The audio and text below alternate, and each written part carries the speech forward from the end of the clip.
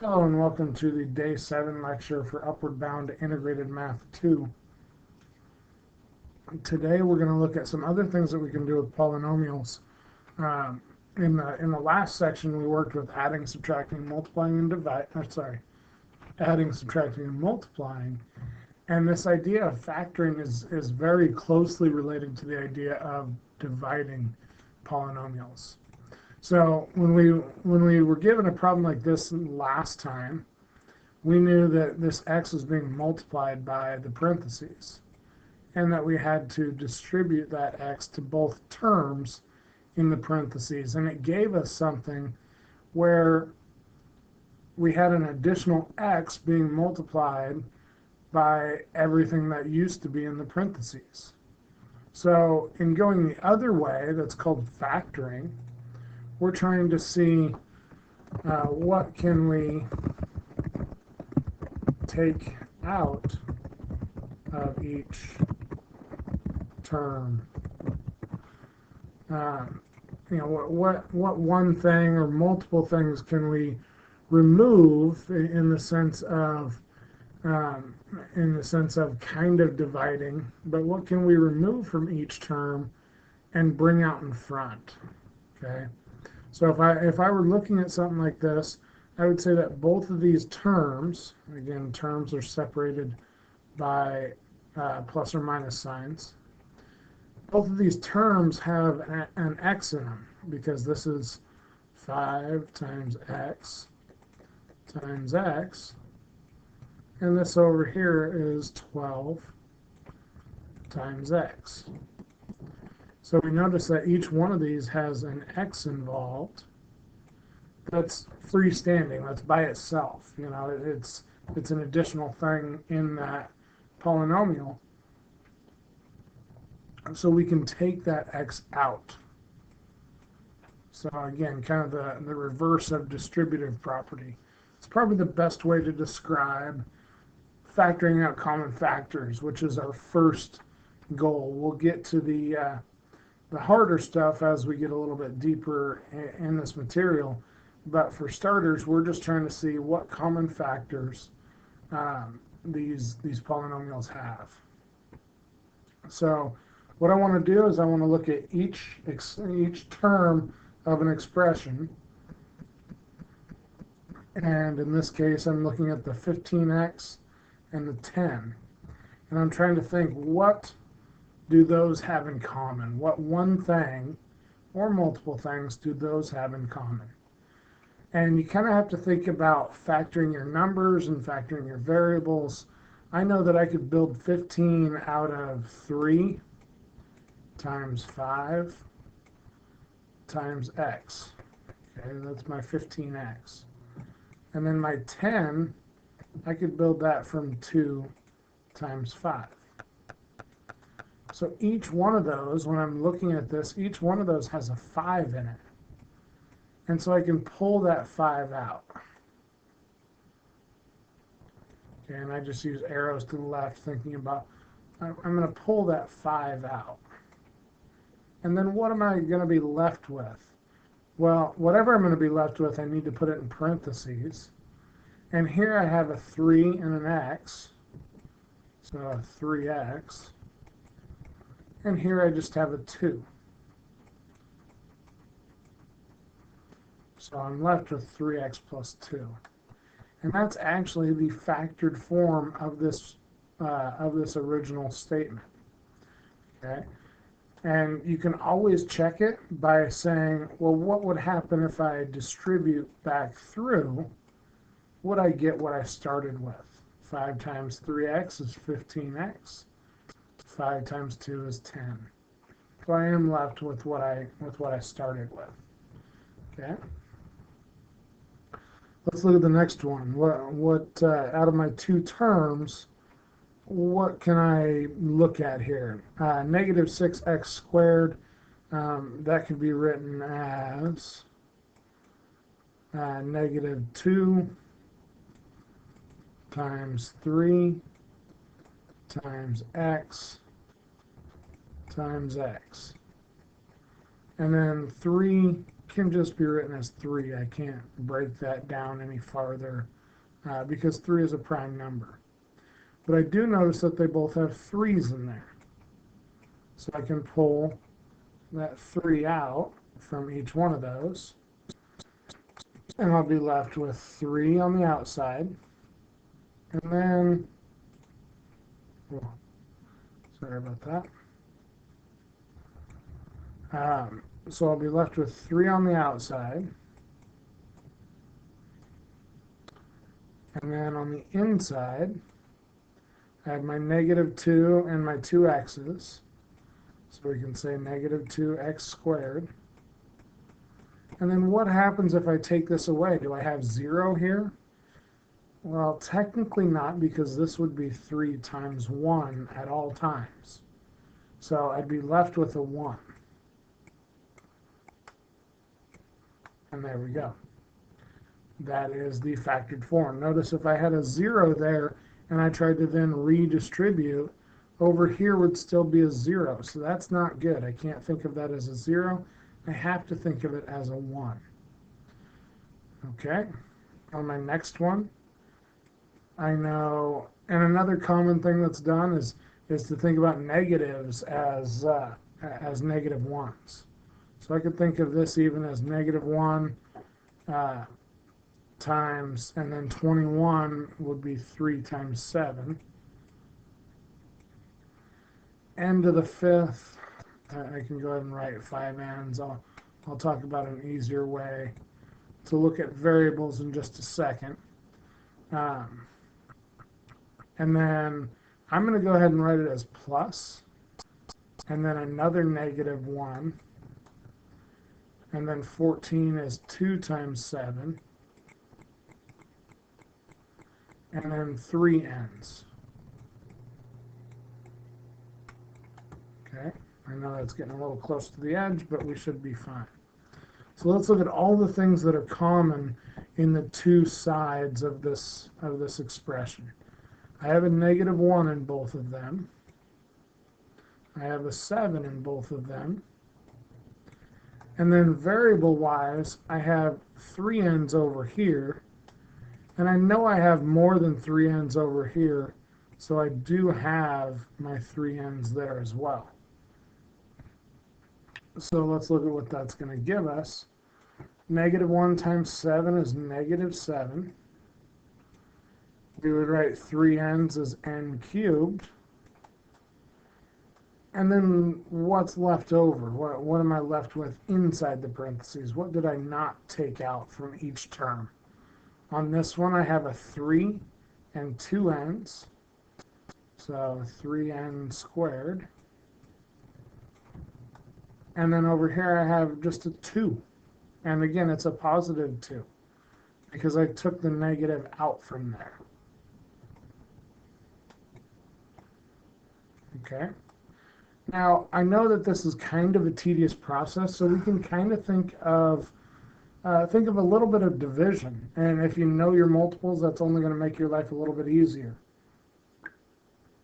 So, I know that 21 and 14 are both multiples of 7, so I could at least take a 7 out. If it turned out that I didn't take enough stuff out, if I was just looking at it kind of quickly instead of writing out, this is called the prime factorization of each number, of each term. If I didn't do that, I would say, well, 21 and 14 are both multiples of 7. They're both negative, so I can take a negative out. It's actually not wrong if you don't take a negative out.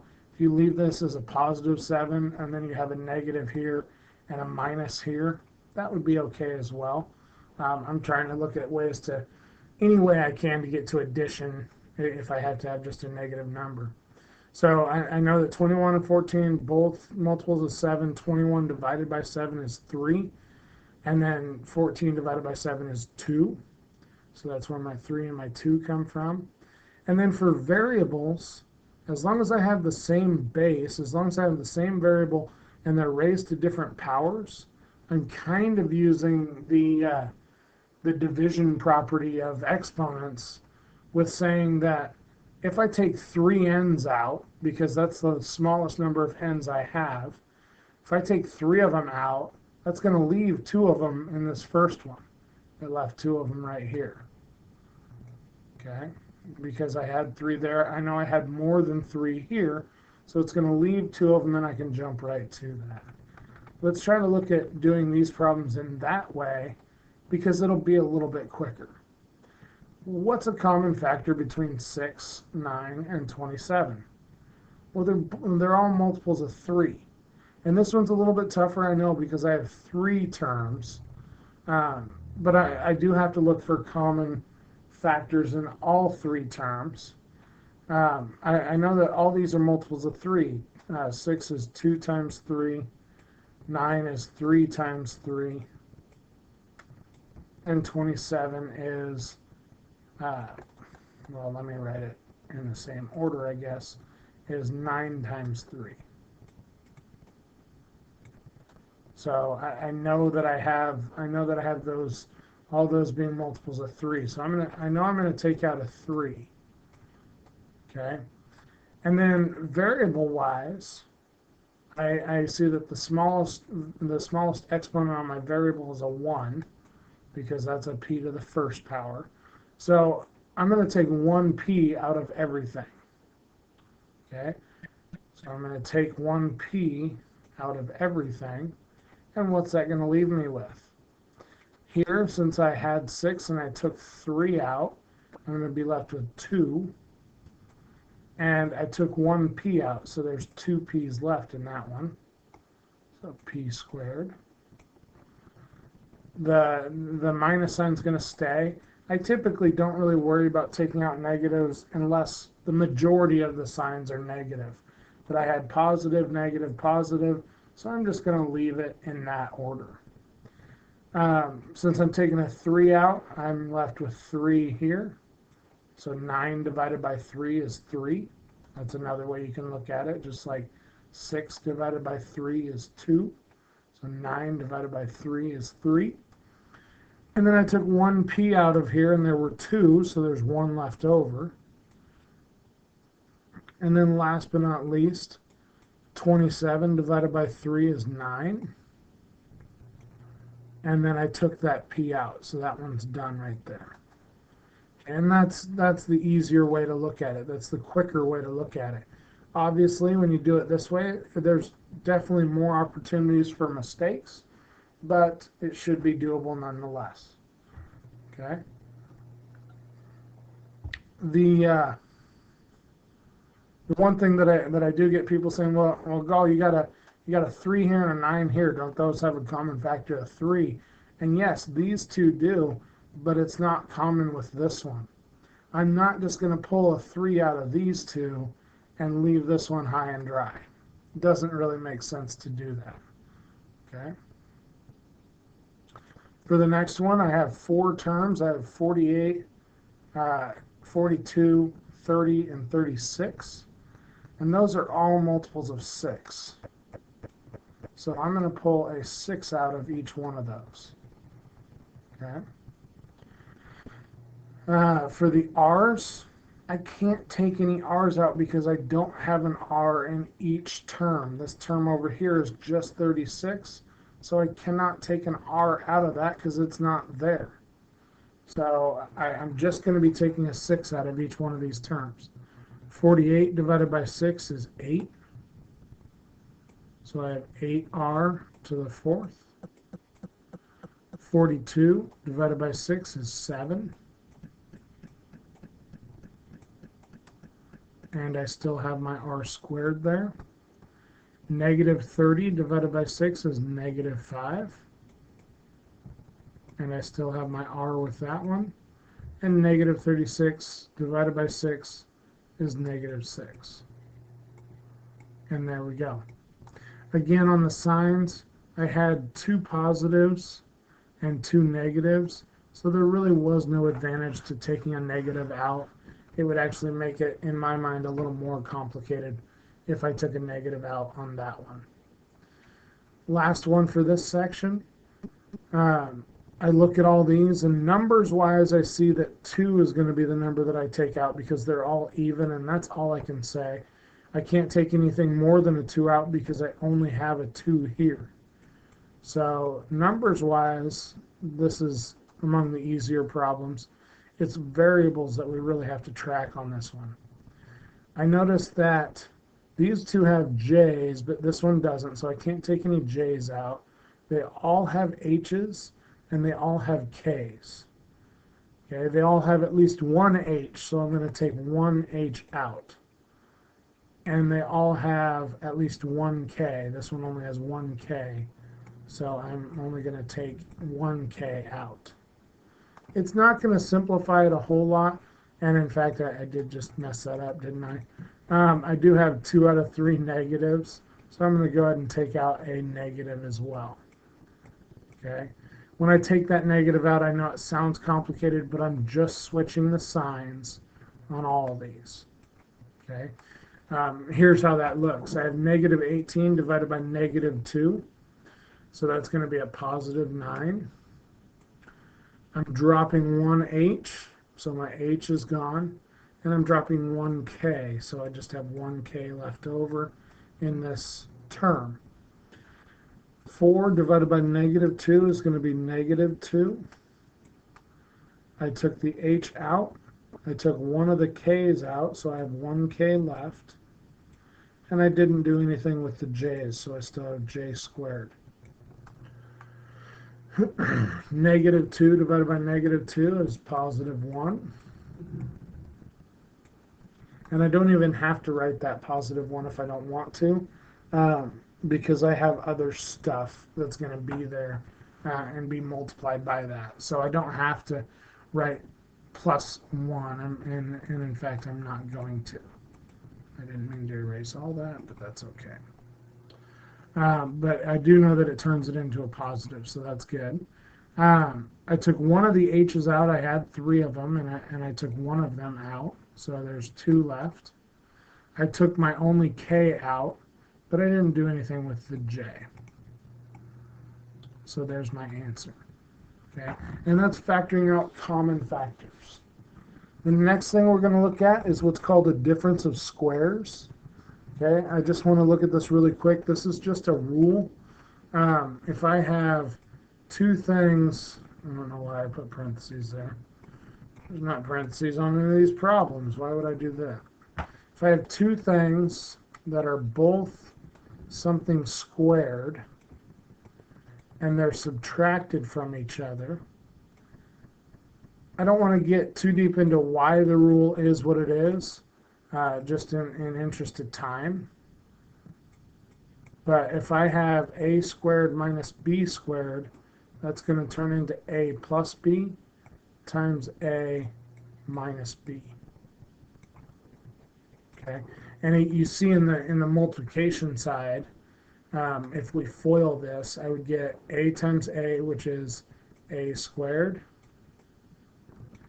a times negative b, which is minus a times b, b times a, which is plus ab, and then b times negative b, which is negative b squared. And in multiplying these middle 2 terms, the plus ab and the minus ab, cancel each other out, just leaving the a squared minus b squared. So that's your rule for these. When you're looking to factor these, you're looking for, do I have something squared minus something else squared?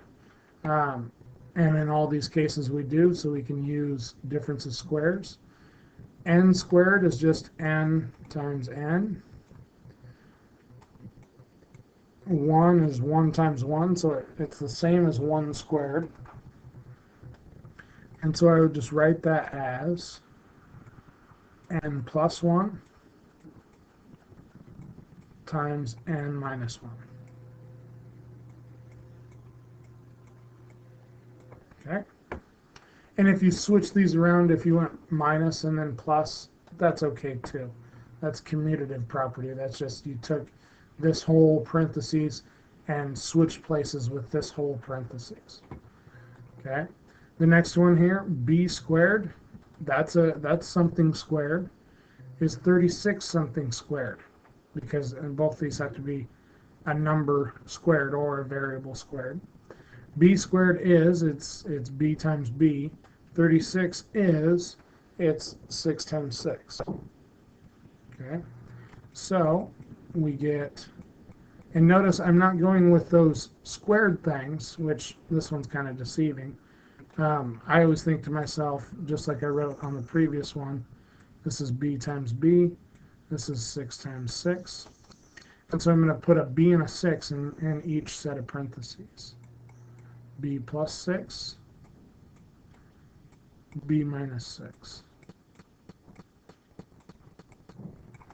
And there we go.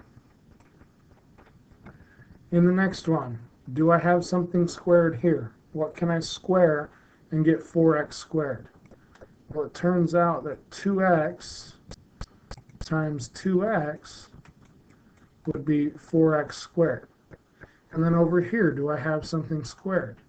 Well, yeah, 81 is just 9 times 9. So what this turns into, 2x plus 9 times 2x minus 9. Okay. Now for probably the hardest problem on this section, 100m squared. What is that? In a sense, what is the square root of 100m squared? And is it a nice number? And it is. It's 10m times 10m. And then what is 169? Well, that happens to be 13 times 13. So this one turns into 10m plus 13 times 10m minus 13. And there you go. So that's the way we're looking at factoring when we have what we know as a binomial. When I have just two terms, really the only way to factor that is to see if it's a difference of squares. Not all of them are. You might have 5x squared. Even if it was, well, let's go with something even nicer. Let's say if I had 4x squared, which I know that's a perfect square, plus 100, this rule does not work because of the positive. If this was minus 100, it would be fine, and it would work. So minus 100 would work. Okay? But minus 101 would not work, because 101 is not a perfect square. So there's a lot of rules in how this works, but if it does work, it's really nice. It breaks down into something really neat and really helpful. Let's go ahead and turn the page. So today on the trinomials, we're going to use bottoms-up factoring. Now you may have heard this in another class. I typically don't teach it that often, so you're going to have to bear with me if I make some mistakes on it. So a quick run through of the bottoms up. The first thing we want to make sure is that we do have it in ax squared plus bx plus c equals 0 form. And this equals 0 is not actually going to be there for us because we're just looking at expressions. If we had equations, then we would have to worry about that. Factor out the greatest common factor just like we did before, just earlier in this video, if that's something that you have to do. And then we'll multiply a times c and rewrite the polynomial as 1x squared plus bx plus ac equals 0. And then it says to factor as normal, so this does imply that you've done some factoring before. We're going to look at least one where the leading coefficient is 1, and that's kind of the easier rendition of this process. And then we want to find the two factors that multiply to a times c and add up to the middle term b. Okay, and then we want to write the binomial factors, whatever we come up with, and then divide. And I'll get through that stuff. Okay, so we've got a couple here that are nice and a couple that are not so nice. Definitely one down there that's not so nice, but we'll take it one step at a time and see how we do. So in this first one, I don't have to worry about the true bottoms-up method because there's nothing in front of my leading coefficient. But I do want these in descending order. If you get one that's not, just move them around, make them look how you want to look. So we got to remember that it always goes, I mean, we use A, B, and C on purpose because they're in order. But my A is 1, my B is 2, and my C is 3. So I need numbers that multiply to 1 times 3.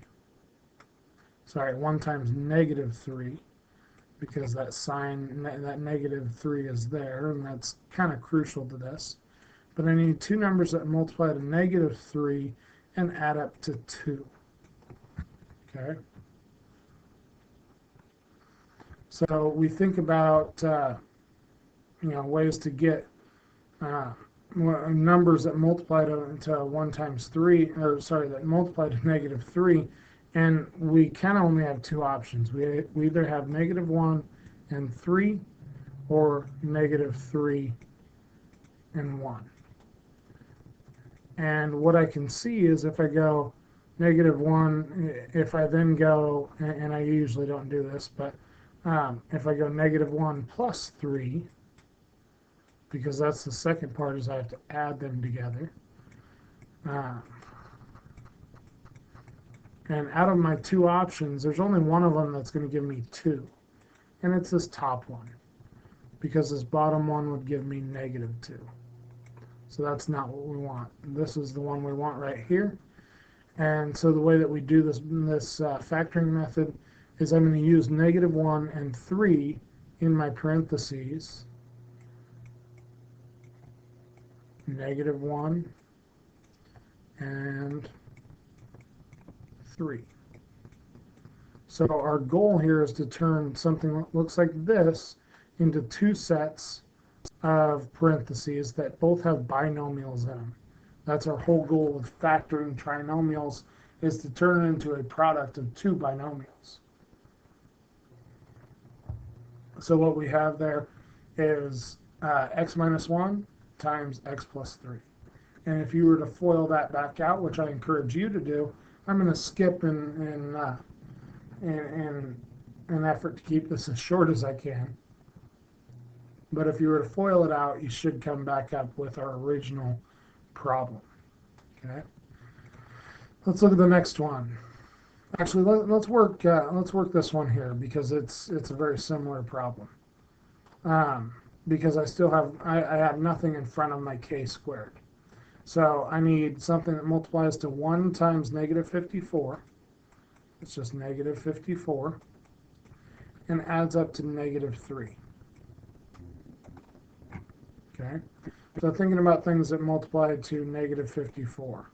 And I'll kind of show you a trick because of this negative. So I know that negative 1 times 54, I'm not actually saying this is the multiplication. I'm actually adding on all these, but I'm writing it as multiply just to get that part done. So, sorry, preoccupied. So when I add them, I get positive 53. Okay. Then I can think, well, what about negative 2? What multiplies by negative 2 to get me 54? And that's 27. But negative 2 plus 27 is 25. Notice I'm getting closer to my negative 3, but I'm not there yet. If I try negative 3, that would be, let's erase that. That's going to give me negative 3 times 18 would give me negative 54. But when I add them, I get 15. So I'm still not there. If I try to multiply 4 by something, 4 times 54, or sorry, 4 times 13.5 would give me 54. So 4 doesn't actually work. 5 doesn't work. 6 works though. If I go negative 6 times 9, that would give me 54. That would give me negative 54. But when I add them together, I get 3. And remember, I wanted negative 3. All that means I have to do is switch my sign from the 6 to the 9. And when I add those, I get negative 3. When I multiply them, I still get 54. But when I add them, I get 3. So that's the one that I wanted, negative 9 and positive 6. So it's a lot of kind of side work for these problems. So k minus 9 and k plus 6. But if you do that side work, it does make your life a lot easier. Okay. Let's go back up to the second one. We will have to do a little bit of extra work, and I'm going to get a calculator out to kind of help us out here. First thing I need to do is to rewrite it. So I rewrite it multiplying that 3 times 56. It's 168. So I'm going to write it as n squared plus 13n minus, what did I say, 168. Okay, so I need two things that multiply to negative 168 and add up to 13, and that's a positive 13. So, I mean, I can start with the obvious. I can start with negative 1 and 168. I don't think that's going to get me anywhere because that's only 167. And I got to get down to 13. So you can continue to go in order. And the way I would do that is I would take my 168 and I would divide it by different numbers. So I know that if I go 2 and 84, that would get me my 168. But that's still only getting me to 82 when I add them together. We are getting closer, but we're not quite there. So I'm sure 3 wouldn't do anything. If I take 168 and divide it by 4, that's 42. I'm still not there. Let's go 168 divided by, I don't know. Let's try 8. 8 and 21, maybe that's it. Let's look at negative 8. So negative 8 times 21 would give me that 168. And if I go 21 minus 8, that gets me 13. That's what I wanted. So that one's 13, and that's what I wanted. Okay. So I'm gonna factor it as normal. I'm gonna write it as, let's say, n minus 8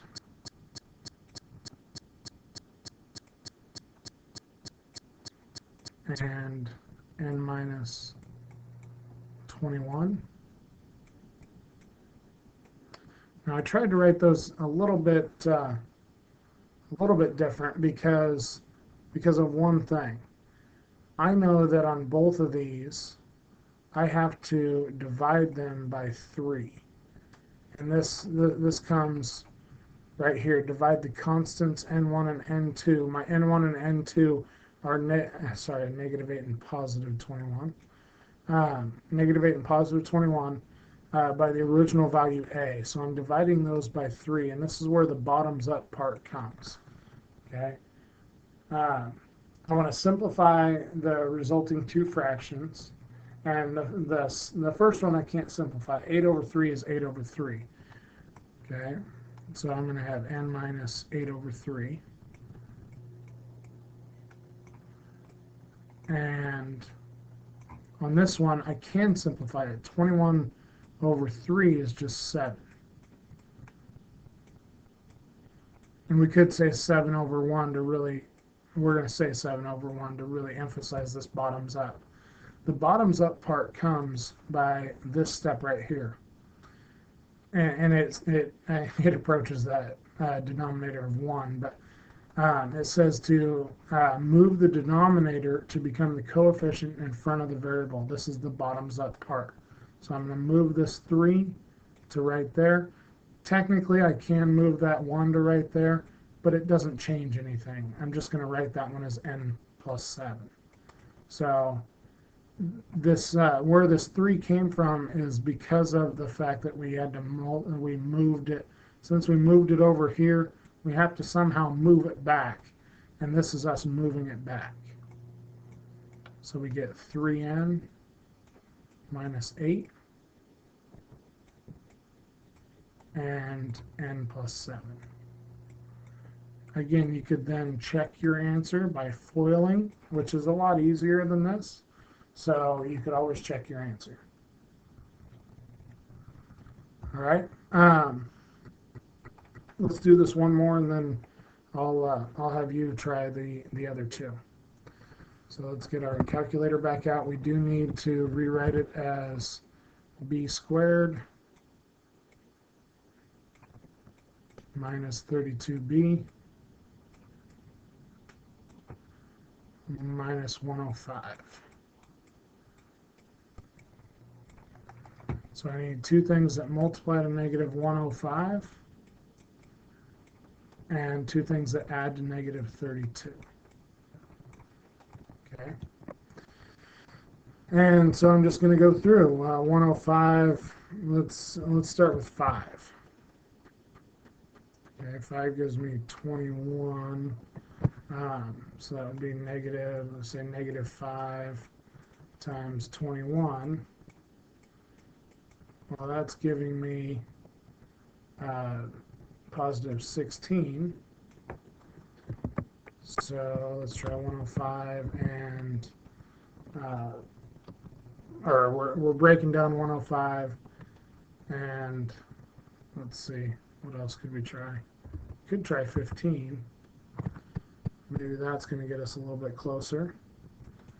If I try negative 15 times 7, that would give me 105. Well, those were the two that I had, so that's probably not going to work, but yeah, it's not. It's going to give me negative 8.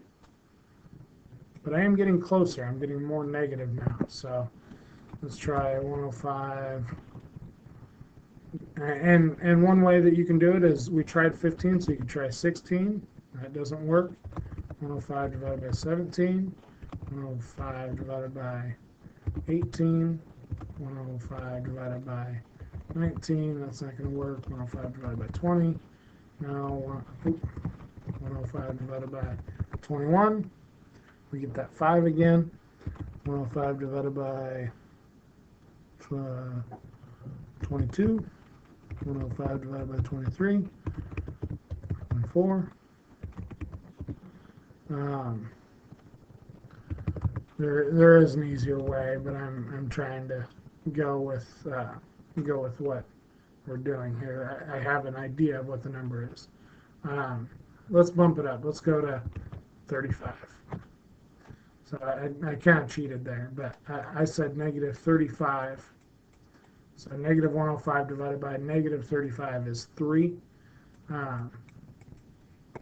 And so maybe we should have started at 1. We would have got positive 32 a lot quicker, but this gets us to negative 32.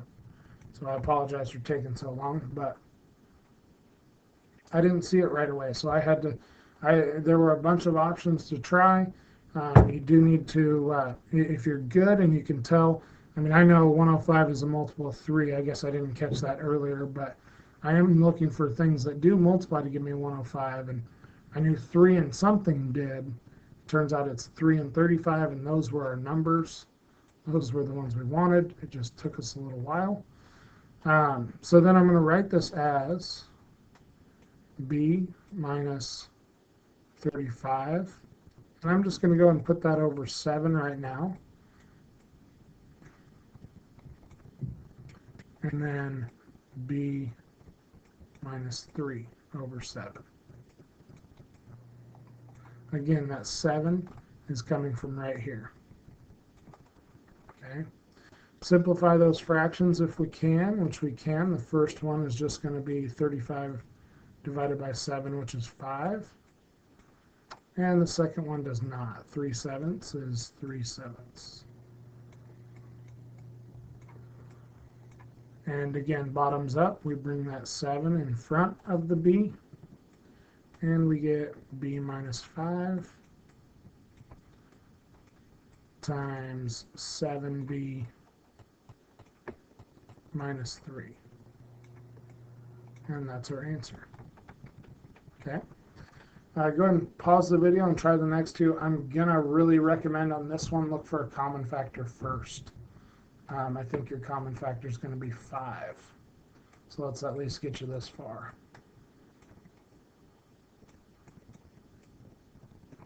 So 7z squared plus 11z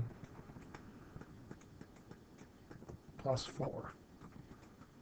And so on this problem, my recommendation is forget about the 5 for right now. Remember it at the end.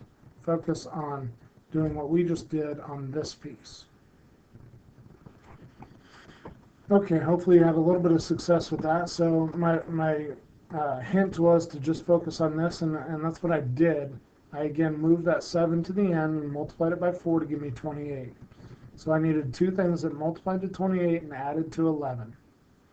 And that was a little bit easier. Whenever all the numbers are positive, it's actually a little bit easier because 7 times 4 gives me 11. Okay? Sorry, 7 plus 4 gives me 11. Again, don't get lost that I'm writing multiplication here, but I'm actually adding my numbers. Okay, this is all side work. It's just kind of scratch work for the problem. And so that's the one that I wanted, right? 7 and 4. When I put 7 over 7, I get 1. 7 over 4, or sorry, 4 over 7. That one doesn't reduce at all, and I do my bottoms up to bring my 7 in front. And I get z plus 1 and 7z plus 4. Then just remember that since we factored out a common factor of 5 at the start, we will need to carry that down to the end. So that's what I mean by forget about that 5 for a while, but don't forget it at the end. Sometimes I'd go through and on my when I factored that out, I might put a box around it so that I remembered it was there and I remembered to put it in my answer. On the next one, I didn't quite finish it before queuing back in with you guys. I wanted to talk about something. So I know that I need two numbers that give me 96. Two numbers that multiply to 96 and add up to negative 35. And when I started going through my numbers that added up to, that multiplied to 96, I stuck with all positives. And I got one that got me to positive 35. Well, if I make both of those negative, if I make both of those negative, I actually add up to negative 35, and I still multiply to positive 96. So that's kind of a weird case of this problem. But if you just keep going through your positive factors of 96, you're never going to get to a negative 35 because all you're doing is adding up two positive numbers. But when I'm adding two negative numbers, I get a bigger negative. So it's actually negative 3 and negative 32. So we can go ahead and write that now. We say n minus 3 over 4 and n minus 32 over 4. Okay, and then we simplify if we can, which we can simplify the second one to n minus 8. And then we bottoms up. Bring that 4 in front of that one.